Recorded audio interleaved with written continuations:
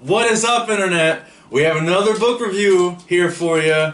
Not a lot of people have been paying attention to them, but we're just going to keep pumping them out. Doesn't matter. It's not stopping us. I just want to give a shout out to the Kill George podcast and the Spaceships, the band. You guys have been giving us a lot of love lately. We love you guys. Thank you so much. We appreciate it. Go check out the Kill George podcast. Go look up Spaceships on Spotify. We just posted one of their live videos at the well. The description, their Spotify music is right in the description under the video. So check it out.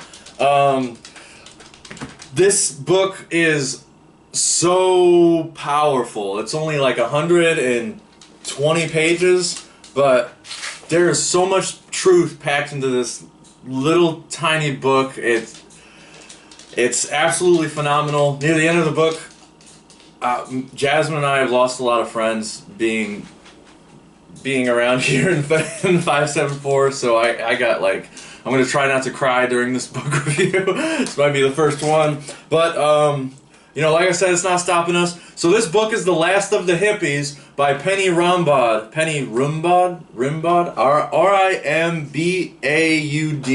Not sure how to spell it. But he is the drummer of a punk rock band called Crass. And if you don't know about Crass, look them up right after you look up Spaceships. They are absolutely amazing. Amazing music. So many things comes to mind when I think about Crass. Like, absolutely amazing music. He wrote some of these songs, or he wrote a lot of the songs, and then he even admits, like, farther, like, some of their albums get pretty rough. Like, I believe I own one of the albums thanks to Jeff Clifton, the guitarist of Bare Knuckle Hooligans. Check out Bare Knuckle Hooligans too, because he's the one that actually showed me Crass. And then I found this book and I bought the book. It's super cheap. I got this book for like, again, like $9 off Amazon or something like that. It's so absolutely cheap. So, I'll read off the back of it. Crass, the anarchist band who set out to change the world and did, were a riot, literally. Penny Rimbaud was one of its founding members, the drummer and lyricist. First published in 1982 as part of the Crass record, Christ, the album. Penny Rimbaud's The Last of the Hippies is a fiery anarchist polemic. I don't even know that word. Wow, I should have looked it up. Centered on the story of his friend Phil Russell, a.k.a. Wally Hope, who was murdered by the state while incarcerated in a mental institution. Wally Hope was a visionary and a freethinker whose life had a profound influence on many in the culture of the UK underground and beyond. He was an important figure in what is loosely described as the organization of the Windsor Free Festival from 1972 to 1974, as well as providing the impetus and the embryonic Stonehenge Free Festival. Wally was arrested and incarcerated in a mental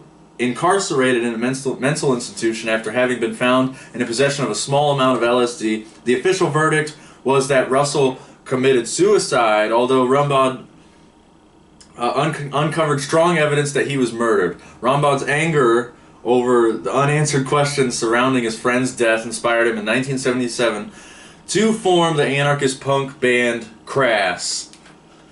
In the space of 7 short years, from 1977 to the breakup in 1984, Crass almost single-handedly breathed life back into the then moribund peace and anarchist movements. The Last of the Hippies fast became a seminal text of what was then known... Oh, I lost my spot. Anarchist punk. The Last of the Hippies became a seminal text of what was then known as anarcho-punk. 33 years on, and despite many of its prophecies have already been realized, geez, yeah, that's true, the script remains as pertinent as ever. This revised edition comes complete with an introduction in which Rimbaud questions some of the premises that he laid down in the original. This book is absolutely powerful, and this relates to a lot of the other book reviews we've been doing. The Barcode series, we just posted the Animal Farm.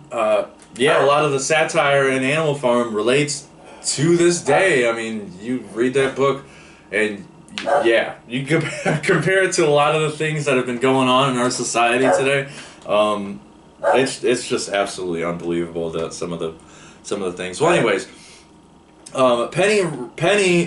Rimbaud. I hope. Gosh, I'm probably butchering that. Sorry. Penny Rimbaud is an absolute legend.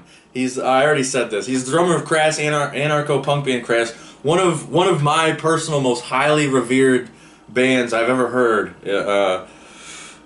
And if you listen to their songs, read their lyrics, you can definitely see why. Crass and Penny even developed their own sort of skatopia across the pond. I'm not sure what the property's called, but there's a documentary on it, a free documentary on YouTube. This documentary is called "There Is No Authority But Yourself," which is an amazingly true statement. I played Skatopia last year when I got to open up for Pears and Battle Royale and a lot of amazing bands that I'm brain farting on. I got to open up for them at Skatopia, and I brought my Crass banner, so you could look up on the Beagle Eye Visions Facebook page, and you could see me topless in front of this Crass banner, and I performed my whole set there. It was amazing. Thank you, Skatopia, for letting me play. You guys are absolutely incredible. We love Skatopia here. But yeah, so they made their own little Skatopia across the pond, which was absolutely awesome. I wish I could talk more about that, but like I said, go watch that documentary. Opening the book, Penny begins to tell us about a man named Phil Russell, aka Wally Hope. Wow, I'm stumbling. But we have to begin at the beginning. Penny declares that we have learned nothing after World War II, the Nazi death camps, and what happened at Hiroshima or Nagasaki. And yeah, like I said, that's absolutely true. We still, to this day, we haven't learned anything. It seemed that those in power were setting the planet on a course towards total destruction. The arms race was in full swing, the Cold War was running amok, the Third World was starving, but the superpowers only looked to themselves, and that's on page 21. After that, Jasmine's making satisfying noises back there. After that, people started curing depression with new, shiny vehicles and household materialism, and that still goes on today, giving birth to the age of consumerism. Now, the age of consumerism has led to, fast forward in 2023, we have a literal island of trash off the coast of California. And I know it's easily confused. You can easily confuse California with that pile of trash, but no, it's off of the coast of California. It's off the coast of California. So then, the 50s gave birth to the peace movement and rock and roll. We start seeing some cognitive dissonance develop in people's minds. The first seeds of us and them. Shout out to Pink Floyd. Peace then became a commodity, especially among, trendy music festivals with Grateful Dead shows. The Grateful Dead, if you look into Mark Devlin's work, Grateful Dead was employed. I want to say that they were employed by the CIA, but just go read the Musical Truth volumes. Which, when I can afford to buy one of those books and get it signed by Mark Devlin, I am absolutely hitting him up, Jasmine. When I can afford that, we got to hit Mark Devlin up and get him to sign a copy of that book and send it across the pond for us. Because I heard the audiobook off of the Amazon Audible app, which is a super easy app to use. I listened to the whole book while I was playing video games. But again, still, I would love to buy the original copy of the book, and then we'll do a proper book review on it. I lost my spot. The superpowers only look to themselves. Peace then became a commodity. So once peace became a commodity, I'm gonna read a quote off page of 27. Despite what the followers of Oi or Marx might say, rock and roll cannot be pigeonholed to fit any specific political ideology. It is a collective voice of the people.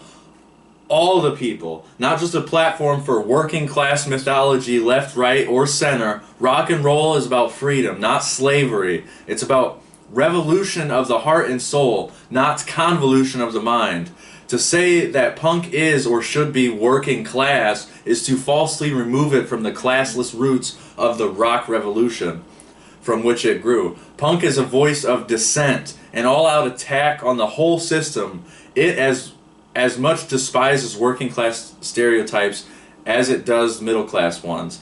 And here's a quote from Penny, the man himself, Penny Rombach. Punk attacked the barriers of color, class, and creed, and look how it is now. Do you really think you're freed? I think that might have been a lyric, a Crass lyric. It says Penny Rombach / Crass. But anyways, we're gonna keep going on. Yeah, so music becomes a commodity. Freedom becomes almost a commodity. Penny then rips into the Oi movement and what came about that. I already read a quote about Oi, but personally, Oi kept me out of a lot of trouble. I don't agree a lot of the stuff that he says about Oi in this book, but yeah, I love Oi. Oi, like I said, kept me out of trouble. I joined in Bare Knuckle Hooligans, and they got me a whole bunch more shows, taught me a whole bunch of stuff. I learned a lot on guitar, learned about learned a lot about life in general too when I joined that band. So then by the late 60s, the psychedelic revolution was stamped out. Books were banned and burned. Art was censored, and war was declared on the Peace Generation. After Charles Manson wrote about how the Beatles drove him to murder, it became cool to hate. And Cool to Hate is kind of a funny song by The Offspring. You know, while we're talking about all this punk music. Questions, and then here's another direct quote from the book. Questions about the morality of violence are self-defeating. There is and can be no morality in violence. The vicious cycle of violence rolls on and on. It can only be stopped by by our refusal to be in any way a part of it. This might be the video that gets us banned on YouTube. No. So after that, punk rock was given the same treatment as Oi and rock and roll and all these movements. 10 years later, with Sid Vicious and Nancy Spungen, our side of the pond in New York, and that any of the, you know, if you're into punk rock, all the punk rock OGs know about what happened to Nancy and Sid. May they rest in peace. Manson and Sid were used by the system and spit out problem, reaction, solution. And weren't we just talking about that in one of the book reviews? We were talking about problem, reaction, solution. I forget what the word for that is. Okay, once the CIA realized acid couldn't be used to create universal soldiers, the media, you know, of course the media did what they do best, and they demonized it. And then, so Penny then takes us to 1970, the Kent State Massacre, where the military killed 4 people in Ohio. And you're going to give you guys another little quote from inside the book. Like I said, this is one of them books that I would read. I want to read the entire book to the internet. This book is so good. It is so powerful. Like, and not a lot of people know what this book is. Go find it on Amazon. It's sad that, again, this is the first book review that I looked it up on YouTube and on the internet. I couldn't find a single book review of this book, and it's an absolute shame. It's a shame. It just, like I think we said this in the Greatest Superstition book review. It just goes to show what people put their minds to. You know, it goes to show what people really care about. Anyways, so although past history should have been a lesson to him, what Rubin hadn't accounted for was that parents would be prepared to kill their own children rather than to accept change. Mother, anyone who appears on the streets of a city like Kent with long hair, dirty clothes, or barefooted deserves to be shot. Question, is long hair a justification for shooting someone? Mother, yes, we have got to clean up this nation, and we'll start with the long hairs. Question, would you permit one of your sons to be shot simply because he went barefoot? Mother, yes. And then it says, like, it's got a dash under it. A mother speaks out. You know, the days of flower power were over. The piggies were out grazing in the meadows. I mean, that's really not that funny, but Jesus. Jeez. Lost my spot again. And I would, if you get into works of the guys like Sean McCann at Wake the Dead and I forgot the other guy's name. I'm ashamed. He's got another podcast called A Hitchhiker's Guide to Truth, and Sean McCann's podcast is called Wake the Dead. They get into this, but I wrote down that mothers are still metaphorically killing their children to this day through circumcision. And, say what you want about that. It's absolutely true. We are then taught a little about anarchy and its history. True anarchists oppose all forms of government. Absolute power corrupts absolutely.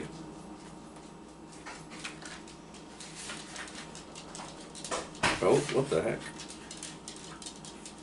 Oh, I lost the spot again. And here's another quick little quote. The anarchist revolution that we want transcends the interest of a single class. It envisages, I don't know how to say that word, the liberation of all humanity, which is at present enslaved either economically, politically, or morally. That was Enrico Malatesta. Snoopy's over here enjoying himself. Snoopy! Stop it! So that was, I thought that was a really good quote.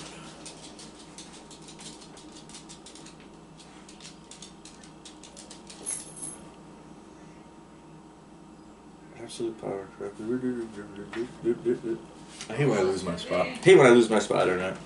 So anyways, anarchist, socialist, activist, pacifist, working class, middle class, black, white, one thing united them all: a common cause, a universal factor,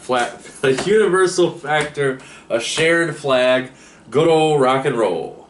And then I just want to make sure I don't lose my spot. So then music festivals were supposed to be our answer to war, but then, obviously music festivals became another victim to greed and violence. And that brings us back to Wally Hope.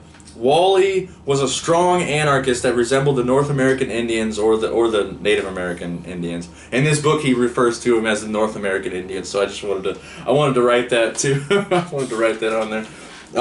Regarding land, similar to the air we breathe, how can anyone claim ownership of something that is constantly growing and changing? That was a quote from page 45. Or no, that was not a quote from page 45. I wrote that down. This is a quote from page 45. The North American Indians regarded the land upon which they lived in much the way that we regard the air that we breathe, as something that could not be owned. How could anyone claim ownership of something that constantly grows and changes? Maybe that is a quote. However, in their greed for land, white settlers made exactly those claims, and the Native Americans were quickly and savagely reduced to nothing more than prisoners in the concentration camps that the American government laughingly calls reservations. So, and then after that, Penny then reminds us of the fact that the Native Americans are still oppressed to this day. Here's another quote: an entire race of people who have been made homeless in their own homeland. What page is that? That was page 46. Wally attended various festivals like the Windsor Free Festival, 1972 to 1974. The first festival was known as Rent Strike, the People's Free Festival. Shout out to Rent Strike. We love you over here at Big Live Vision. Rent Strike is an amazing band. I believe they're from South Bend. I could be wrong, but they're from this area. We've been to a couple Rent Strike shows. Those guys are absolutely awesome. Their lyrics are beautiful. These festivals were ended the same way every epic party ends, and the police comes in and shuts them down, starts beating everybody. A 1975 festival of the same name never happened due to the promoters being imprisoned. So after seeing the actions of the police, Wally wanted to fight back in a way us anarchists do best, throwing another music festival. This time, they already had the venue. The venue was Stonehenge. Of course, when things start getting fun, a groupthink mob of egotistical humans has to seek control, and they do what they do best. Seeking control.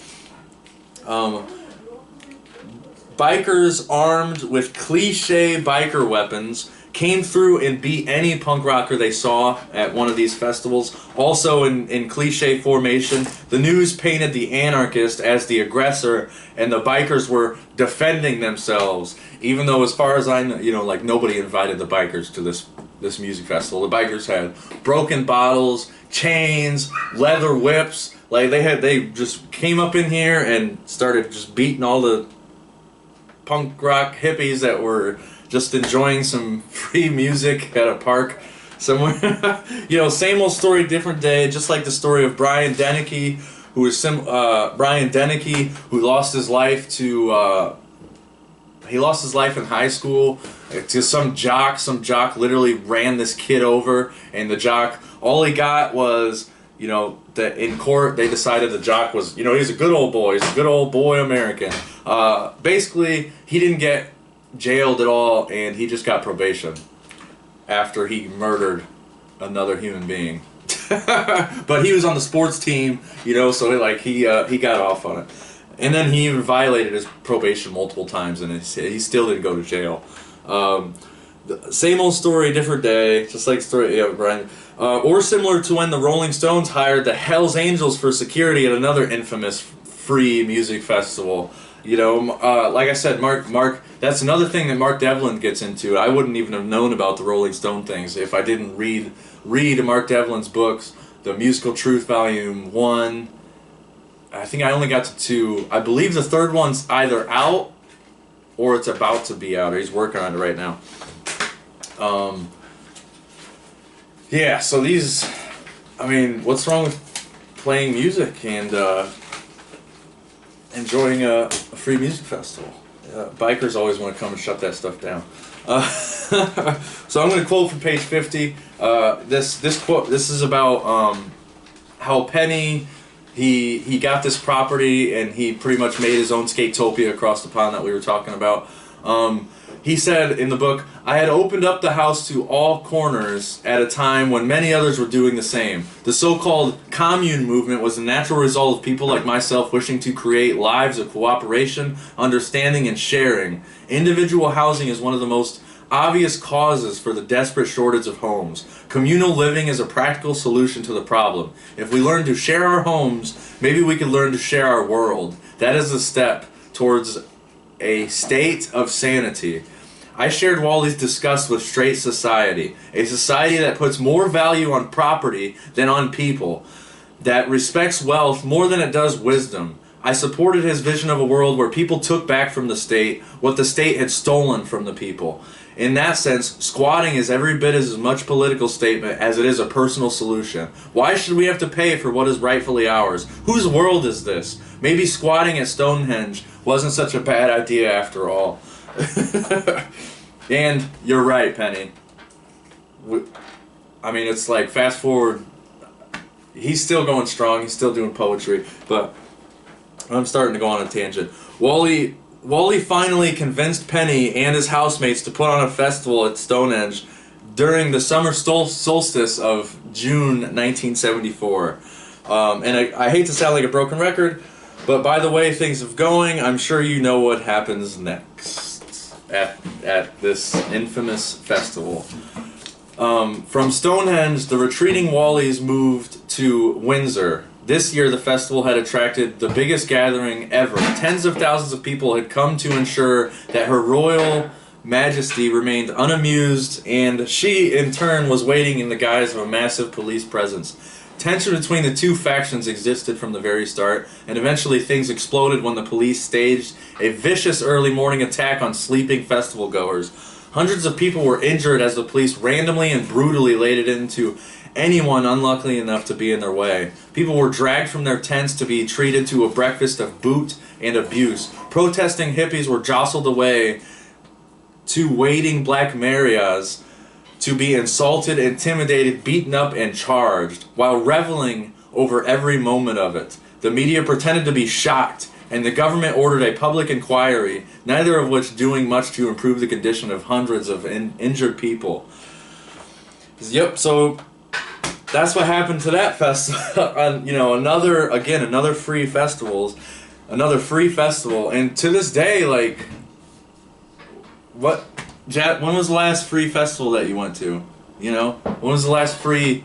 Elderberry? Well, no, I volunteered there. You had to pay. That festival was like $100 for ticket to get in. Yeah, but I volunteered, so it was free. Get out of here. Little couch potato over there. Yep. So yeah. Where are the free music festivals at? There's. Yeah. We had.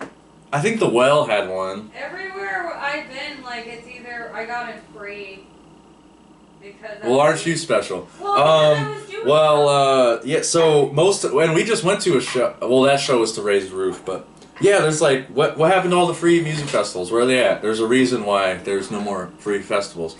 We used to have like Summerfest, but there's always like crappy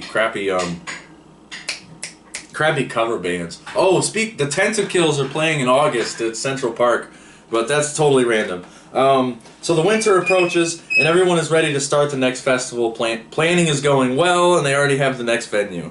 Wally leaves Penny's property, and the police raid us punk rockers know, like, you gotta find a squat. If you need a place to stay, you gotta find a punk house or a squat. So the police raid a squat that Wally was staying at, and the story goes the Fuzz was searching for a fictitious army deserter, and so Wally just happened to be in this house that the police raided, and he got arrested and thrown in jail for a whopping 3 tabs of acid in his pocket. And back then, I mean, we've had LSD that was like double dipped nowadays, but back then that LSD was probably weak as shit compared to what we have now.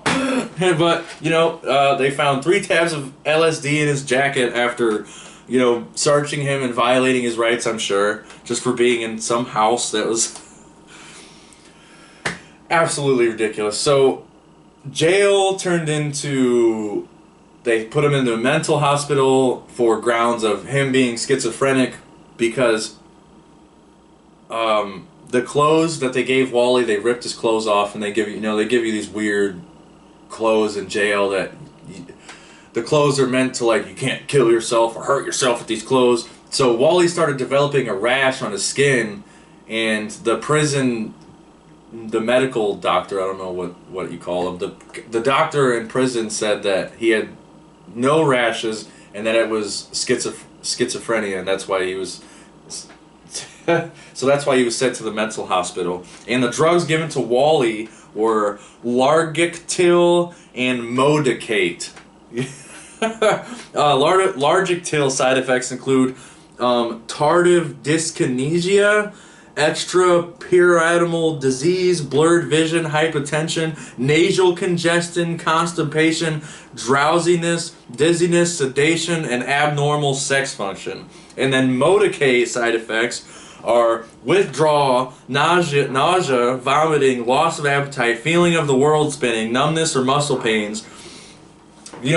All this just poison that they give you. And gosh, I mean, if you know, I know a couple friends who went to some of those health centers. They call them something different now. They're not like mental hospitals. They call them something totally different for the PC people.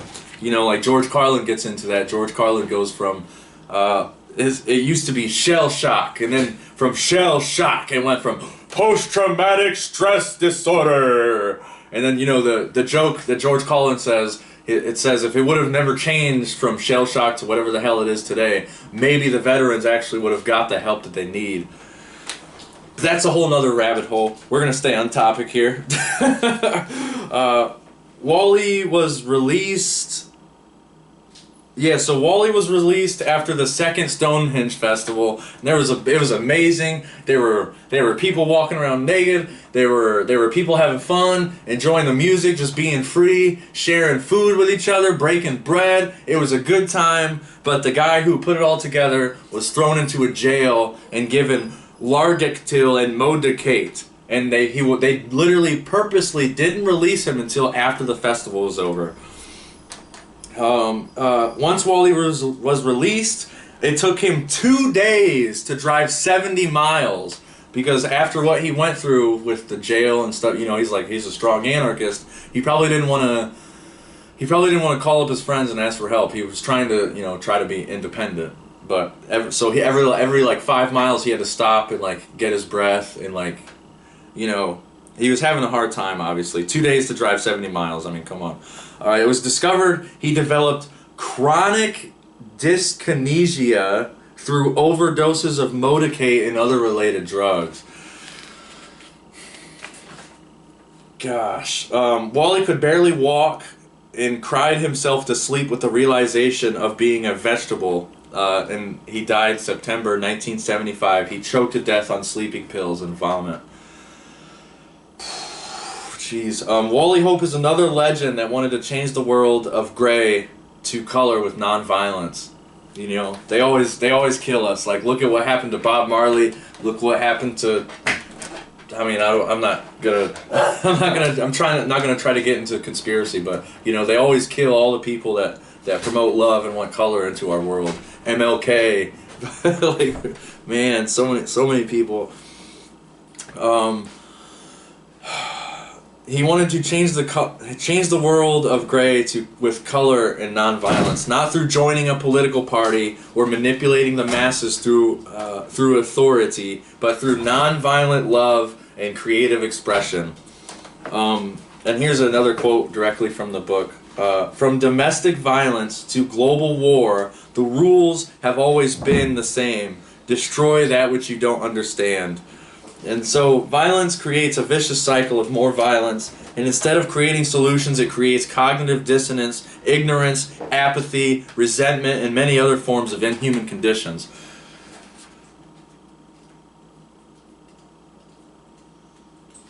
Ooh, I lost the spot again. And here's another quote. Penny gets into the cognitive dissonance of the left and the right. Here's another quote directly from the book. The extreme left is largely made up from educated and privileged people who, because of their social background, are able to infiltrate organizations from schools to the media in which they can push their propaganda. The threat that they pose to the development of radical creative change is far greater than that of the right-wing organizations. The right, because it lacks any true political ideology, or at least because that which it does have is so laughably transparent, and because it rarely has the social respectability afforded to the left, relies to appear on a small number of people who, finding themselves on the bottom of the social scrap heap, rejected by leftists and liberals alike, take the only option that is on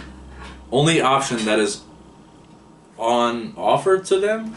Violence. So-called right-wing violence is generally not politically motivated at all, but is simply an end-of-the-line knee-jerk reaction made up by people who are offered nothing by society but a life of slavery.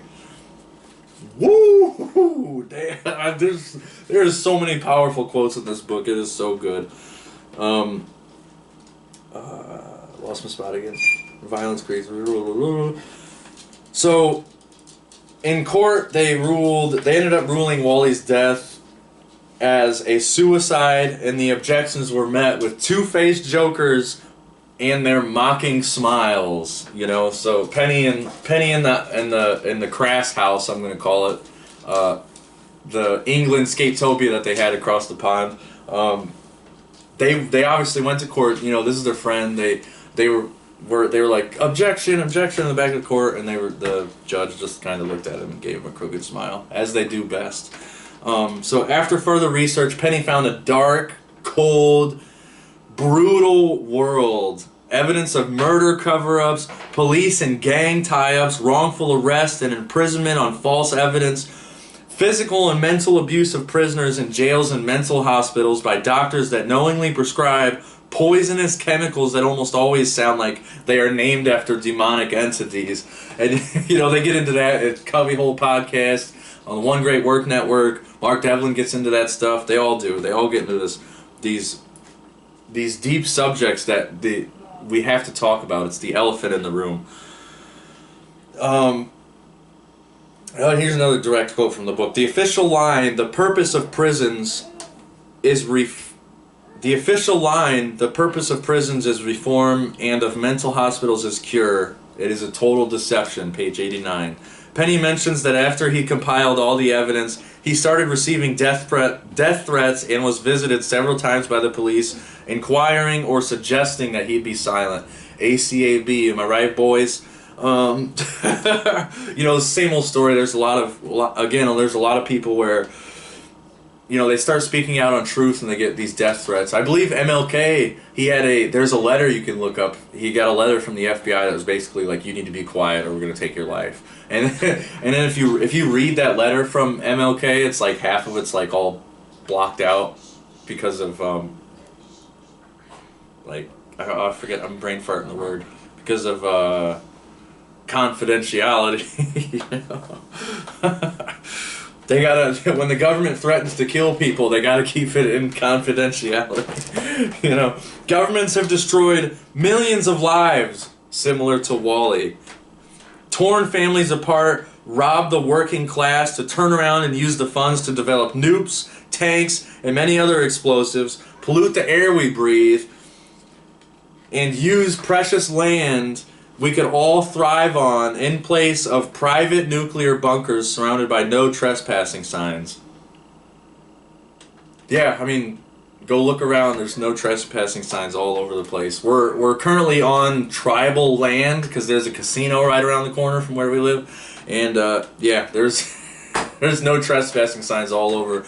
There's like a swamp down there that the swamp part that is like you can't walk through it because it's so disgusting, but the other part beyond the swamp is like all fenced in. The land that you could actually walk on is like no trespassing.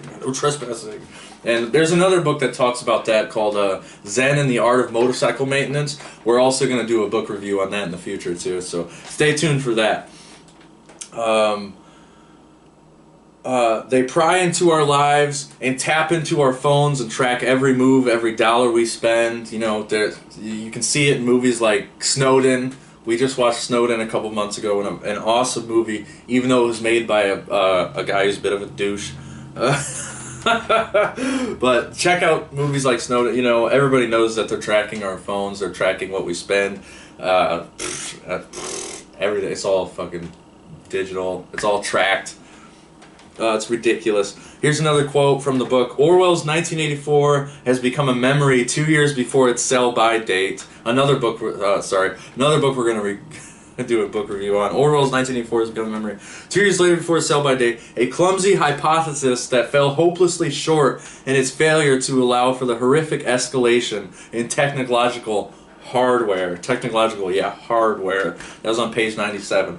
So, just to wrap up, I guess, I'll do one more quote from the book. If you don't have this book, you need to buy it. You need to buy this book. Oh, and for my notebook that I use, somebody who is very important to me, her name's Mama Gross. She got this book for me, and now I'm putting all these anarchist notes in it, all this anarchist hippie love notes, because I believe us over here at Beagle Eye Vision, we are the last of the hippies. But just finish it off with this amazing quote. Gosh, very powerful words here. We have the strength, but do we have the courage? We must learn to live with our own weakness, hatred, and prejudice, and to reject theirs. We must learn. I'll read it like this, like a school teacher. We must learn to live with our own fears, doubts, and inadequacies, and to reject theirs. We must learn to live with our own love, passion, desire, and to reject theirs. We must learn to live with our own conscience, awareness, and certainty, and to reject theirs. We must learn to live with our own moralities, values, and standards, and to reject theirs. We must learn to live with our own principles, ethics, and philosophies, and to reject theirs. Above all, we must learn to live with our own strength and learn how to use it against them as they have used it against us. Throughout history, it is our strength that they have used against us to maintain their privileged positions. It is up to me alone and you alone to bite the hand that bleeds us. There is no future but our own. You and I who love this planet Earth are its rightful inheritors. There is no authority but our own. And it is time to stake our claim. Stay tuned for the next book reviews.